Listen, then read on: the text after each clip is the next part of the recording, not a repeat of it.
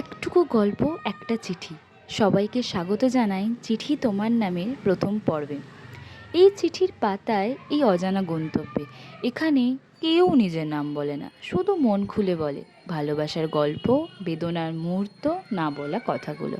আর আমি আমি শুধু একজন পাঠক, তোমার না বলা কথাগুলোর কণ্ঠস্বর। এই গল্পগুলো তোমার, আমার, আমাদের মতো অনেক মানুষের, যারা প্রকাশ করতে পারে না কিন্তু মনে মনে ভাবে যে একটা চিঠি যদি কোনো দিন ওই মানুষটা পড়তে পারতো। চিঠি তোমার নামে, যেখানে কথাগুলো থাকে আমার মধ্যে, কিন্তু ভালোবাসাটা থাকে খুব নিজের মতো।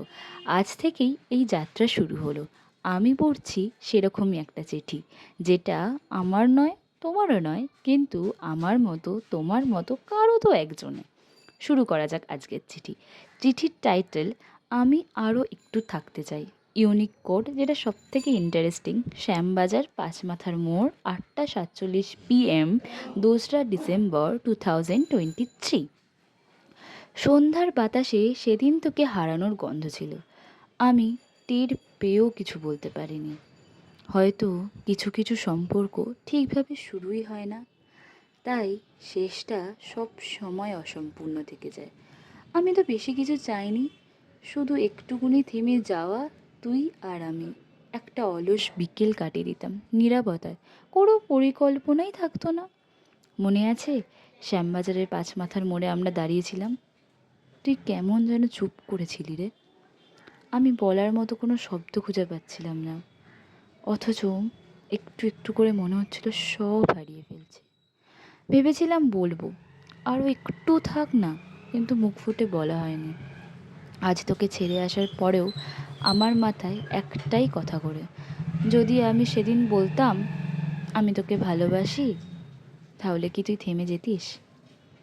সব প্রশ্নের তো উত্তর হয় না, কিছু কিছু উত্তর চুপ করে হৃদয়ে রয়ে যায়।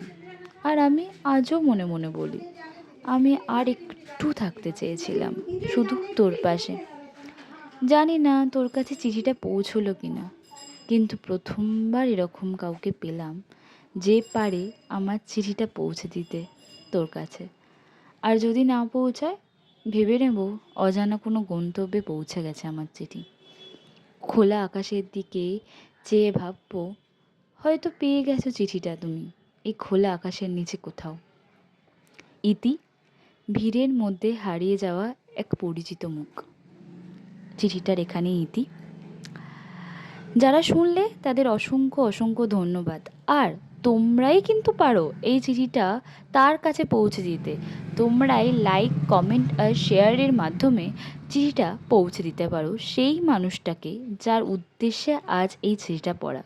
আর যদি তোমার মনেও থাকে কোনো আনসেট গল্প, একটা চিঠি পাঠিয়ে দাও আমার এই পেজের ইনবক্সে, আর নয়তো আমার মেল আইডি চিঠি তোমার নামে @gmail.com-এ মেল করে দিও। তাহলে পরের পর্বে তোমার চিঠি পড়ব আমি, তোমার সেই মানুষটার জন্য, তোমার বলা কথাগুলো আমার কণ্ঠে।